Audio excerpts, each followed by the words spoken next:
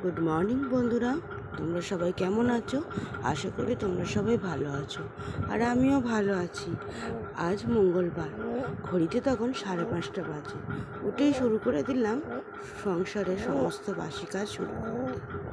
তারপরেই ঘর দাওয়া ঝাড় দিয়েই ঘরটা মুছে নিলাম। আজকে আবার মঙ্গলবার, অনেক কাজ আছে, ঠিক আছে।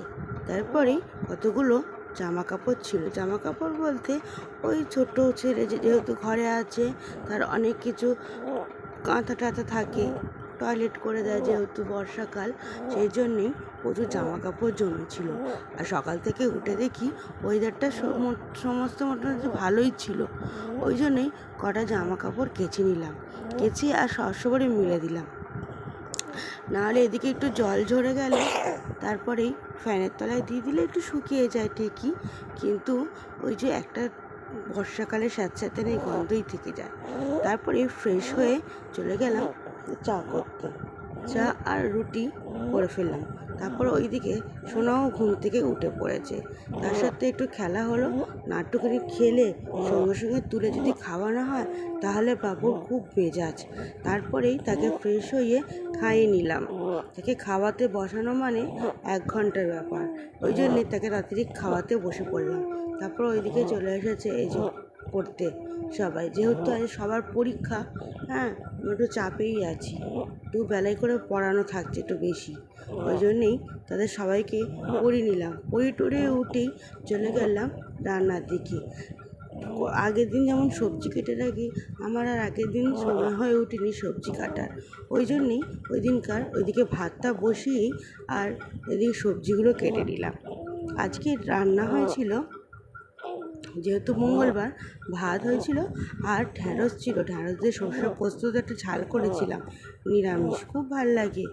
আর সোয়াবিনের তরকারি করেছিলাম, আর ফ্রিজে মাছ ছিল, কত মশাইয়ের জন্য একটু মাছের ঝাল করেছিলাম। আর ওইদিকে ভাতটাও বসিয়ে নিলাম। ভাতটা হয়ে যাওয়ার পরেই সোনাকে খাইয়ে চলে গেলাম। ভাত রান্না হয়ে গিয়ে চলে গেলাম। কোথায় গেছিলাম জানো বন্ধুরা? বাজার করতে, সবজি বাজার একটু ছিল। তারপরে ঘরে আসতে না আসতেই ঝমঝম করিয়ে বৃষ্টি চলে এলো, প্রচুর বৃষ্টি হয়েছে। সকাল থেকে এত সুন্দর ওয়েদার ছিল, বেলায় এসে এত বৃষ্টি হবে বোঝা যায়নি। তারপরে ফ্রেশ হয়ে চান করে খাওয়া দাওয়া করেই সবজিগুলো বের করে নিলাম, নাহলে ব্যাগে থাকলেই জিনিসটা নষ্ট হয়ে যেত। বেশি কিছু সবজি বাজার করতে পারিনি, অল্প একটু করেছি।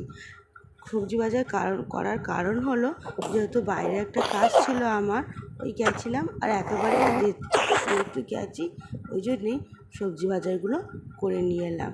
তারপরে সমস্ত কিছু সবজি বাজারগুলো একে একে করে গুছিয়ে ফ্রিজে তুলে দিলাম, না হলে পড়ে থাকবে। আর ওইদিকে ফ্রিজটা লাইটটা অফ কেন বলছো? বাইরে খুব আকাশ ডাকছিল, ওই জন্য ফ্রিজের সুইচটা অফ করে দিয়েছিলাম। আজকের এইটুখানি থাক। ভালো লাগলে লাইক কমেন্ট শেয়ার করতে কিন্তু ভুলবে না, অবশ্যই সাবস্ক্রাইব করবে আর আমাকে অনেক অনেক সাপোর্ট দিও। ভালো লাগলে লাইক করো, কমেন্ট করো আর শেয়ার করো। আর কোনো যদি ভুল ত্রুটি হয়ে থাকে সেটাও আমাকে কমেন্টে শেয়ার করো, ঠিক আছে। তারপরে এক এক করে গুছিয়ে তো নিলাম ঠিকই, ওইদিকে বৃষ্টি কিন্তু থামে না। যাই হোক, আজ এইটুখানি থাক। Tata, good night.